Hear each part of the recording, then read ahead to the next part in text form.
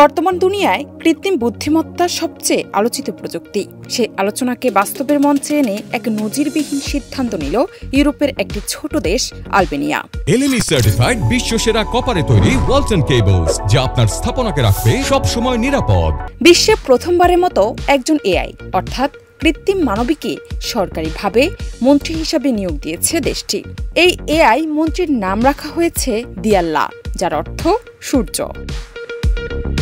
আলবেনিয়ার প্রধানমন্ত্রী এদি রামা নিজেই দিয়াল্লার সঙ্গে পরিচয় করিয়ে দেন মন্ত্রিসভার সদস্যদের। তিনি জানান, এখন থেকে সরকারি প্রকল্পে বেসরকারি সংস্থার সম্পৃক্ততা থাকলে সেখানকার প্রতিটি দরপত্র, ব্যয় এবং চুক্তি তদারকির দায়িত্বে থাকবে এ কৃত্রিম মন্ত্রী দিয়াল্লা।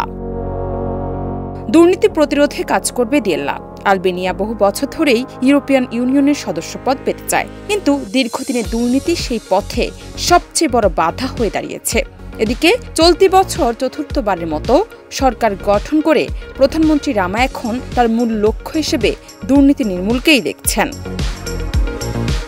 বিবিসিকে দেওয়া এক সাক্ষাৎকারে তিনি বলেন, দিয়াল্লার একমাত্র চাহিদা হলো বিদ্যুৎ। সে না ঘুমায় না ঘুষ খায়, ফলে সে কখনো দুর্নীতিতে জড়াবে না। তবে এই সিদ্ধান্তকে কেউ কেউ শুদ্ধিকরণের দুঃসাহসী পদক্ষেপ বললেও আলবেনিয়ার বিরোধী দলগুলো একে ব্যঙ্গ করে প্রযুক্তিগত ভাড়ামো বলছে।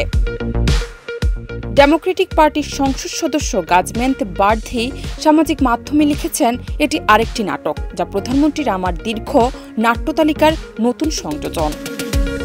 জানাত নিপু, দেশ রূপান্তর।